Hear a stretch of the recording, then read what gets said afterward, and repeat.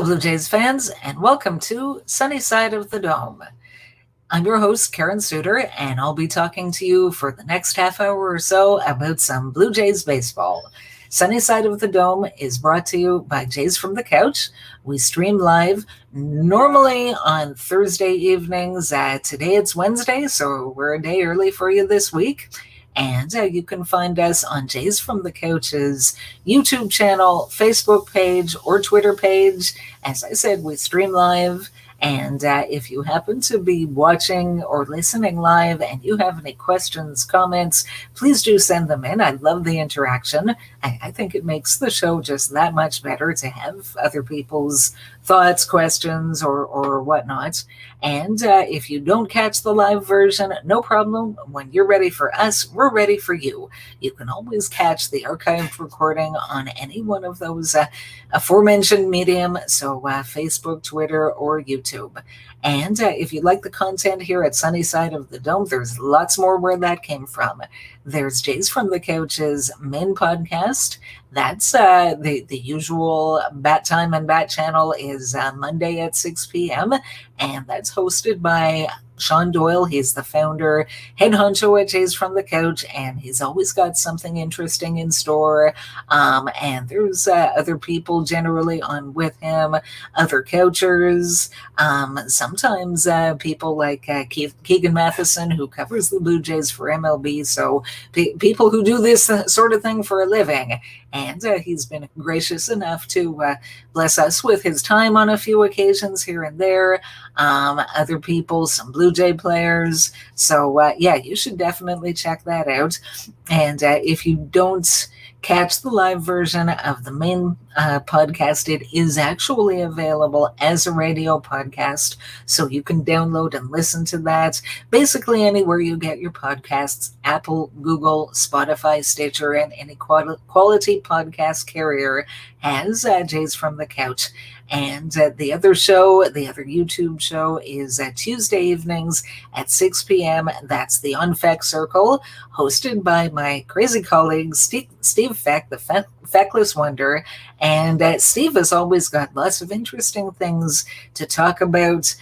He's smart, he's very knowledgeable, he's funny, and he'll make you think about things. And I tend to have very different viewpoints than Steve, but that's fine. He's worth listening to. It's worth considering what he has to say, even if you end up disagreeing. So if you haven't been checking out the On-Fec Circle on Tuesdays, definitely give it a watch.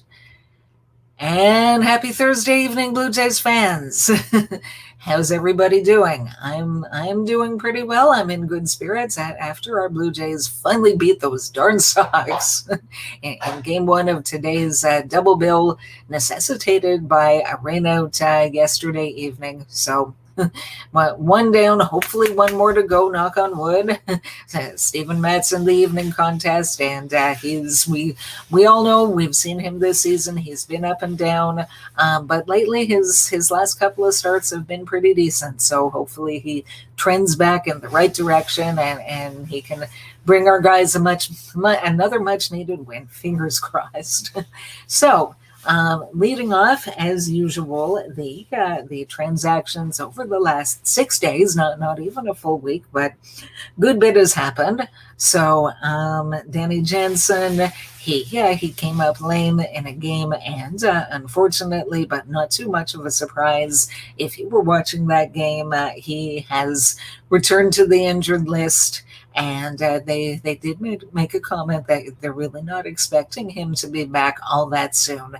That's unfortunate. But yeah, so hey, here's one time when the Blue Jays and their depth at the catching position is really being tested. And hey, excuse me, it looks like I've got a co-host here.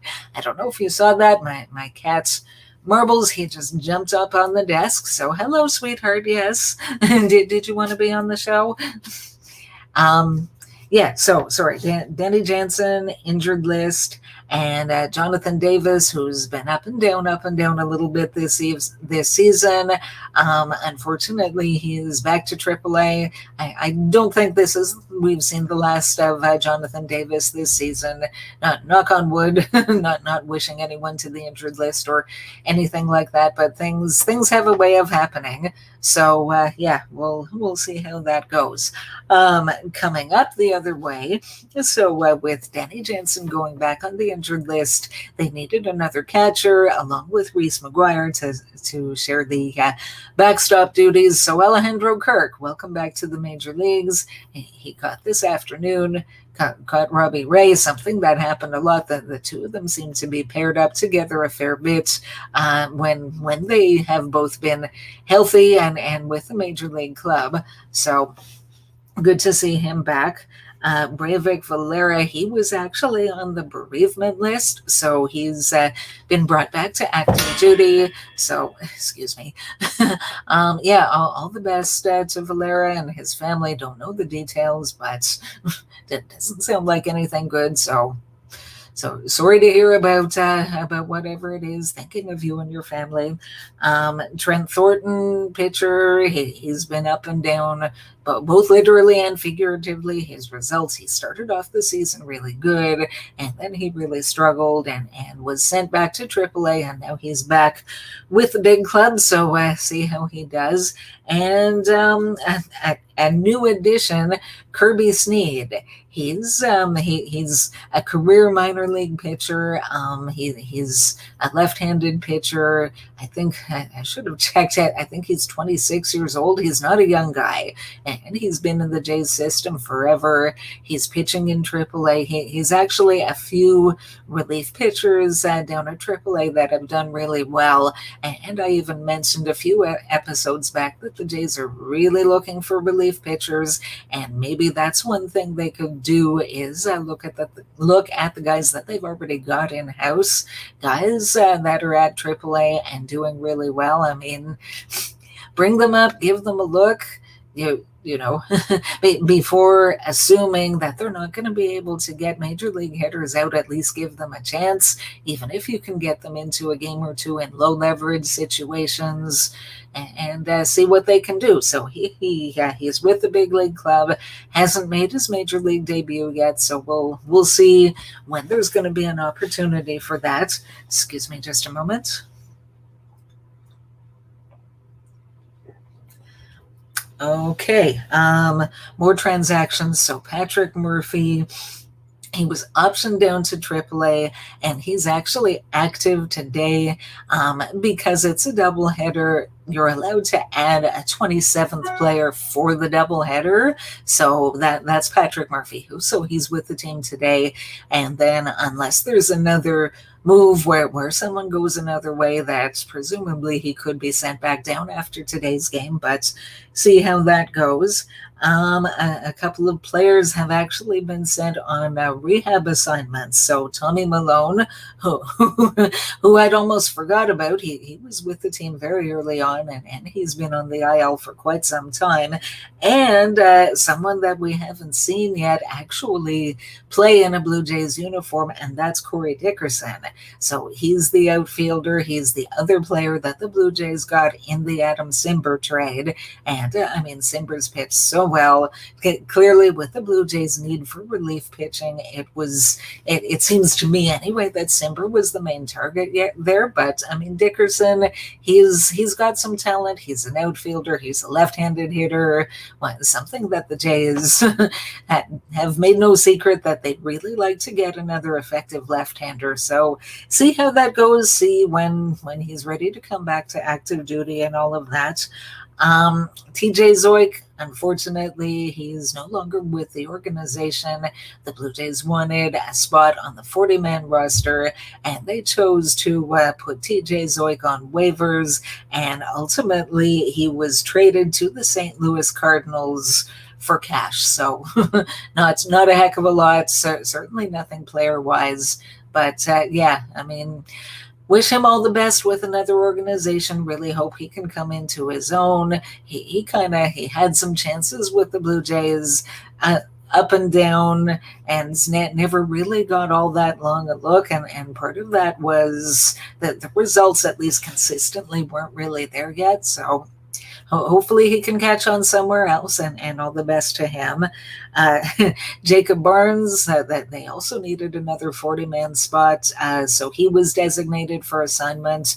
As I said on the podcast this past Monday, perhaps a day too late, since he was into the game for the Blue Jays on Sunday, and they had a lead, and Jacob Barnes came in, and he was one of the guys who could cause them not to have a lead anymore. So, yeah, not sure that he's someone I would have been using in a close game. Don't know if there were other options. So maybe my cat Velvet that just jumped up on the couch in the background, maybe she'd like to take a turn pitching. I hope you guys like cats. I do, obviously. Anyway, yeah, so Jacob Barnes, see what happens with him. And somebody else who was previously DFA'd, that's pitcher Nick Allgaier, and he actually cleared waivers. Nobody claimed him, so he is still with the Blue Jays organization. He's been outrated to AAA, the Buffalo Bisons, so still in the organization. And it's happened before when guys have been off the 40-man roster and then they get put back on. So all the best to him. Hope he does well there, and maybe he'll earn another spot, and yeah, see how that goes. So those are the comings and goings for now. As we all know, the trade deadline is coming up, and that's the heart of tonight's order is going to be to talk about the upcoming trade deadline. And really, I wanted to take a look at it from a fan's perspective, and just share my thoughts and comments, because I've been a fan for a long time, and I'm a really diehard fan. Can't you tell? I'm sure it's very obvious. And the things that I do, the things that I like to do, to try to help myself manage the ups and downs of the trade deadline, and all the all the chatter and everything that leads up to it. So after a quick mouthful of water.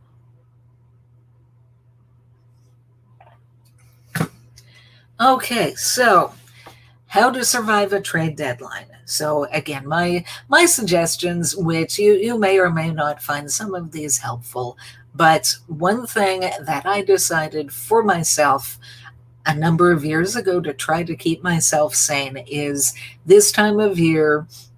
It's maybe a little bit more applicable in the off season, because in the off season you have not only trades, but you've got free agent signings, comings and goings, and so forth. But in the off season and at this time of year, there's all kinds of rumors out there, and it's so easy if you're really into this team, which I am, that it's so easy to get caught up in all the rumors and all the hoopla. And my team has been linked to a really good player and seems like he would be a really good fit with the team. He fits a need that they have, and this is also exciting. And then those rumors don't always pan out. And what I found myself emotionally is that I was really putting myself through an emotional roller coaster, and it was very unnecessary. And I decided for my own sanity that as much as possible, I'm really not going to pay that much attention to rumors, because rumors are just that. They're not facts. And I don't want to, whether we're getting a good player, whether we're missing out on a good player, whether we're trading somebody good, or maybe we're trading away somebody that I really like, that I enjoyed playing, that I wish the Jays had hung on to longer, maybe given a contract extension or whatever. So I don't want to get myself all happy or all unhappy about something that's not even factual. So that's the mental approach that I have chosen to take. Talk to me when there are facts on the table. When something factual happens, then I absolutely want to know about it. And then I'll deal with it. I'll be happy, I'll be unhappy, I'll react emotionally like any other fan. And to me, that's what makes the most sense. So that's the rumors part of it. Another strategy that I have used, um, don't be afraid to unplug a little bit. I mean, we know that the trade deadline is this Friday at 4 o'clock Eastern Standard Time, so it's less than 48 hours away, and it's very easy to obsess and to let all of the goings on just kind of take over your whole outlook and pretty much everything that you think about for the next couple of days. I mean, I've done that, and it can just kind of drive you crazy. At least that's how I feel about it. I remember a few years ago it was deadline day, and it happened to be, it wasn't a weekday because I remember I was off work and the deadline was at 4 p.m. And again, my husband and I, we talked about it, and it's like there's this movie that we want to see. We decided to go see a 1 o'clock showing of the movie, partly because we wanted to see the movie, but partly as a way of just me occupying my mind with something that wasn't, trade deadline, and nothing else but. So I'm really glad I did that. It's got me away from that for a little while, and have some balance. Find other things to occupy yourself, again, at least until actual news happens, and then of course you'll hear about it, you'll react, it's good or it's not good, and then teams move on from there. Another tip, and this is specific to Twitter followers. So if you're on Twitter and you're looking for news from credible sources, accredited media people, and so forth, make sure you look for the blue check mark. The blue check mark is what people get when Twitter has verified their identity. It's usually I mean, I've seen most, if not all, the blue check marks for people who are, I don't want to say celebrities. Yes, some of them are celebrities. Some of them, again, they're well known. They're reasonably known. People like Ken Rosenthal with MLB, and just people that if you're into baseball and so forth, that you've probably heard of. Because and why do you want to look for the blue check marks? Well, unfortunately, there's some real quacks out there, and I really don't understand what their reasoning is behind it, but there are people who they like to pretend that they're somebody that they're not, and they'll change their username. So Ken Rosenthal, for example, I believe his Twitter name is Ken_Rosenthal. So somebody else might change their Twitter username to something very similar to that, like Ken.Rosenthal or something like that, that if you're not really paying attention to the details, you might not notice. But that and the absence of the blue check mark, and all of a sudden your favorite team just traded for Max Scherzer, and they threw in Juan Soto, and anyway, either that or your favorite team just traded away everybody, Vladimir Guerrero Jr., Bo Bichette, and George Springer, all in one trade. So sayonara. Anyway, yeah, if you read something that sounds like it's not really all that credible, and again, look for your blue check mark for your own sake. And I'm not saying I've never been taken in by one of those, because I have here and there, but it's just a savvy thing. If you're reading some news, then know who your source is. And yeah, try not to, for your own sake, to be taken in by somebody who just has a very odd sense of humor and is looking for attention on Twitter, and who the heck knows what what the motivation is there. But anyway, another tip So again, the trade deadline, it's happening in a couple of days, and teams that there are already teams that have made moves, and other teams. I'm certainly expecting there to be a lot more activity in the next couple of days. I'm really expecting the Toronto Blue Jays to make some significant moves. Nothing's really happened yet, but I'm sure phone calls are happening, and when there's something to announce, we'll know about it. When it's all said and done, I mean, you can be happy, you can be disappointed, you can feel kind of that they didn't really do much of anything, sell or buy. We don't really know what's going to happen. The bottom line, once the dust settles, so to speak, is that games are won and lost on the field. So nobody wins the World Series in the off season. I mean, people people talk about who won the off season. I remember between 2012 and 2013, the Blue Jays made a big splash. They made a couple of big trades. They made a trade with the Marlins, and another one with the Mets to bring in the reigning Cy Young winner at the time. That was R.A. Dickey, and I mean, he ended up being kind of mediocre for the Jays and the other guys in that trade. And I'd say if maybe Mark Burley made the best contribution, and even so, I mean, he was pretty good. He was down on the downside of his career by the time the Blue Jays got him. So, but yeah, I mean, people were picking the Blue Jays maybe as a dark horse to even win the World Series in 2013. Well, where did they finish? Dead last in the AL East. So, I mean, as much as it's very interesting to us as fans to look at what the moves that our team does or does not make, as well as division rivals, wild card rivals, if your team is in the hunt for a wild card spot, and what are the teams that they're chasing or that are chasing them, what did they do? Did they make more of the big splash? And that can make a difference. But again, if your team, and presumably your team is the Jays, but this can apply to anyone, any fan of any other team. If your team didn't necessarily make a big splash, doesn't mean that they aren't going to go back out where it counts between the white lines and win their share of games. And there are teams who haven't done much or really even anything at all at the deadline, and they've ended up doing well just with the talent that they already had in house. And so, anyway, not to be overly discouraged if you don't end up with your team making a huge splash at the deadline and bringing in a really big name and or somebody that you might have had in mind for yourself that, oh, I really hope they do this or I really hope they do that. I think these guys in the front office know what they're doing.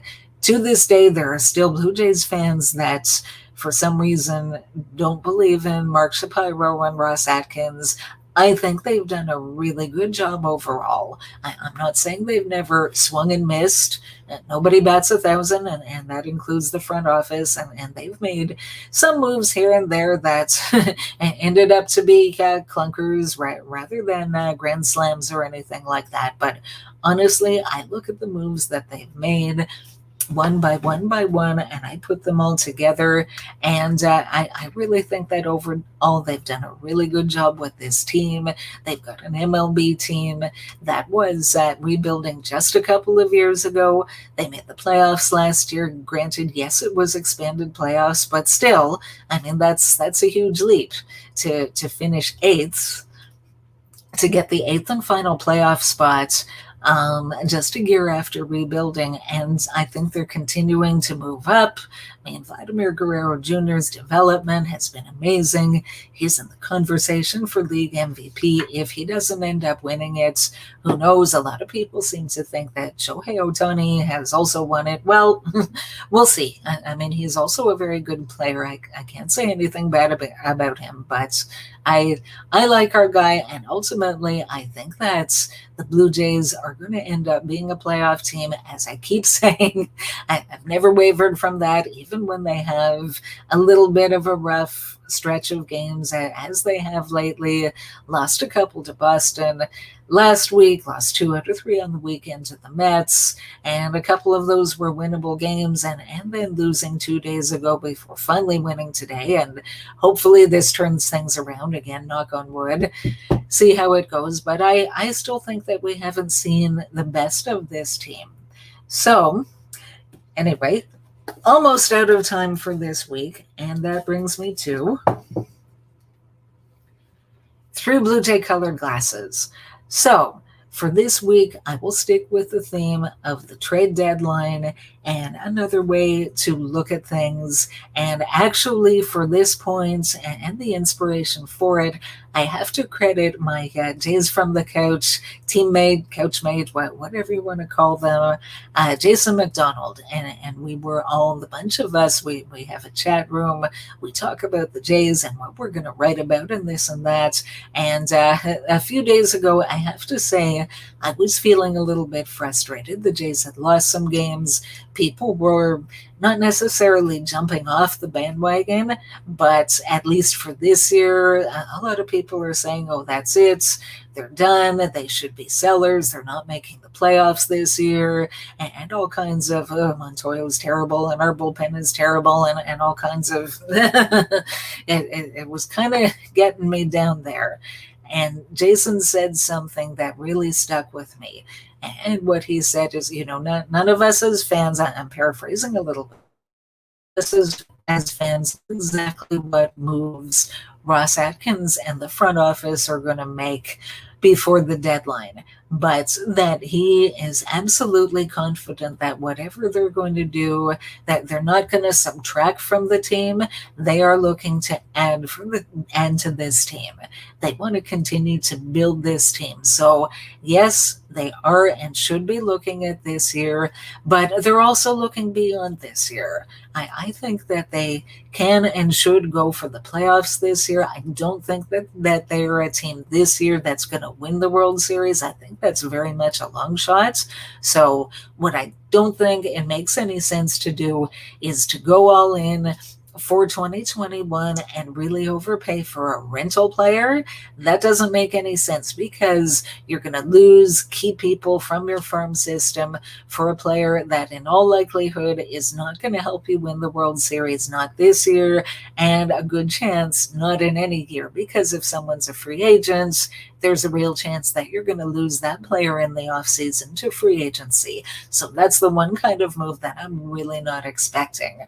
They could make the kinds of moves that they made last year. I mean, they made a few trades, didn't really, and they brought in some decent help. They brought in some pitching. They brought in Robbie Ray, who's just been phenomenal this year. He was so-so last year, and he was a work in progress. Jays were willing to take that on, and it really paid off. And I'm sure there are those types of moves out there where they can buy low on somebody who has an upside and gamble and see what he might be able to turn into. I also see the possibility for some bigger deals, one or more bigger deals. But if they do something like that, I think they're going to be looking at guys with team control beyond 2021. I mean, yes, let's try to win as much as we can in 2021, get into the playoffs, go as far as we possibly can this season. But if we don't win it all this season, there's future seasons, there's next year. There's 2022 through 2025 at the very latest. There's Vladimir Guerrero Jr., there's Bo Bichette. I mean, these guys have gained valuable experience playing at the major league level, and they've gotten so much better. And I think they're just going to continue to be really good for several years, and they're ours. And let's hope that they sign contract extensions and become the first ever lifetime Blue Jays. And in addition to that, I want and expect to see at least one championship for the Toronto Blue Jays, and possibly more. I really see that for this team. So I guess the message, because what Jason McDonald said that really stayed with me, was on Saturday, the Blue Jays are going to be a better team than they are now. I believe that. I think he hit the nail right on the head. They're going to do something that will improve them for the short term and, in all likelihood, for the long term. The future is bright for this team. I really believe in them. I think this front office has earned our trust and respect, and I'm sitting back and I'm going to see what they're going to do, and I think we're all going to be very happy and pleasantly surprised, and that the sky's the limit for this young team. So, and thank you, Jason McDonald. On that note, that's pretty much all I've got for you for today. Thanks so much for tuning in. Let's go Blue Jays. Let's try to win a second one today, and talk to you again next week.